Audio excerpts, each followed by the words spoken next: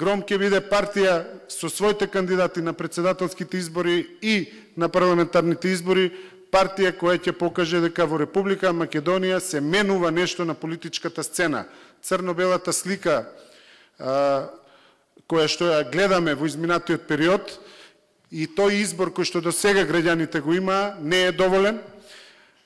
Граѓаните им даваме можност. Тоа е нешто што тргна, кое што господинот Јакимовски го почна со својата победа и апсолутно тоа е нешто што веруваме дека е успешна приказна, која што не обедини сите во Република Македонија, барем оние што одевме независни кандидати 2013 година, да се обединиме и да продолжиме една приказна дека во Република Македонија треба нешто ново, треба трета сила, треба нешто различно. Колку што е гордост да се стои пред една 22.000 армија на честни, вредни луѓе во име на партијата Гром, тоа создава уште поголема обврска кај мене да ја оправдам таа ваша доверба. И за тоа навистина ви благодарам.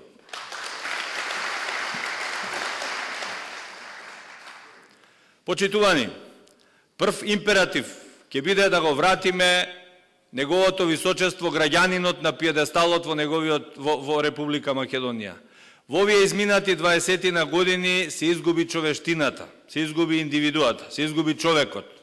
На пиедесталот дојдоа политичките партии и нивните тесни партиски интереси кои што ги засенија индивидуалните права и слободи на луѓето. Луѓето почнуваат да се плашат, да не го види овој, да не го види оној, да не се потпише ваму па да го забележи ту од едната, ту од другата страна. Навистина мислам дека во таа психоза државата се најде и овие последни 20 и неколку години стагнираме само заради таа биполарност која што ни се создаде во општеството. Ќе се залагаме за професионална, добро обучена, сериозна дипломатија која што ќе може врз основа на точно направени проценки да препорачува одредени решенија на луѓето кои што ќе ги донесуваат конечните одлуки. Во целата таа борба најважно од се е да си го зачуваме уставното име и идентитетот на македонскиот народ во Република Македонија. Од тоа отстапување нема.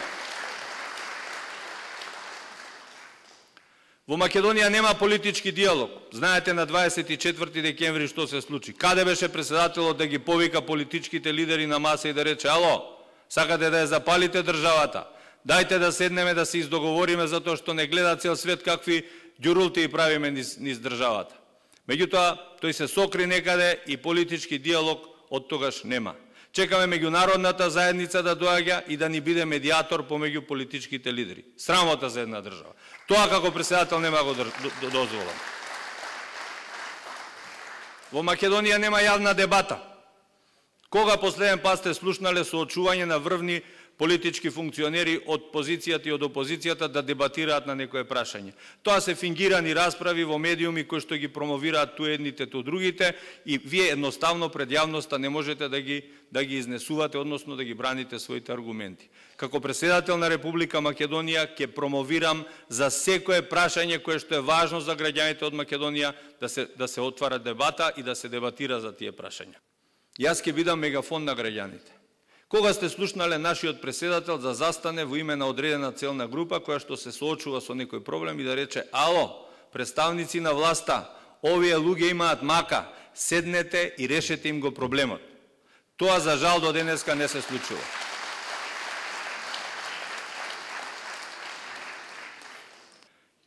Во однос на она што рековте квалитетно образование. Прво и основно е владата да престане со овие глупости на преведување на странски учебници преку Google Translate. Значи, огромни пари се потрошија на преведување на книги кои што немаат апсолутно никаква употребна вредност. Тоа се прави со години, со децении, не се прави со недели и месеци.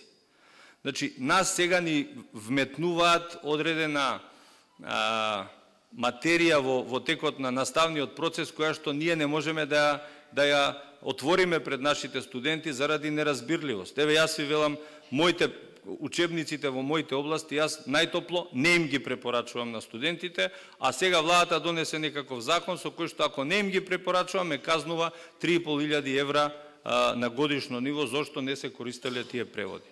Значи, зборот глоба ни стана најпопуларен збор во Македонија. Луѓето живеат во страв. И не само во образованието, наша цел ќе биде да ги скратиме казните за 80% и да државата кон граѓаните прво се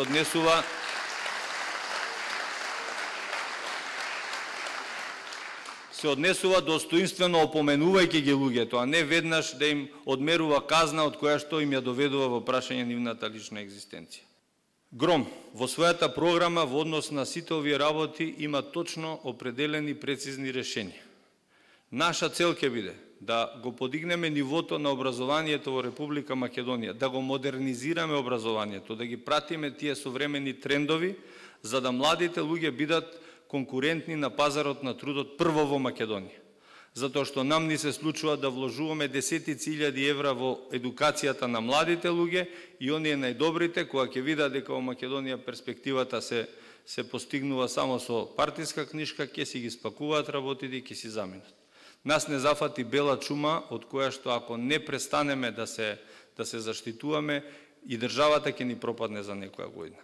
Затоа апелирам до младите, вршете притисок, затоа што ние сме веќе луѓе во средни години.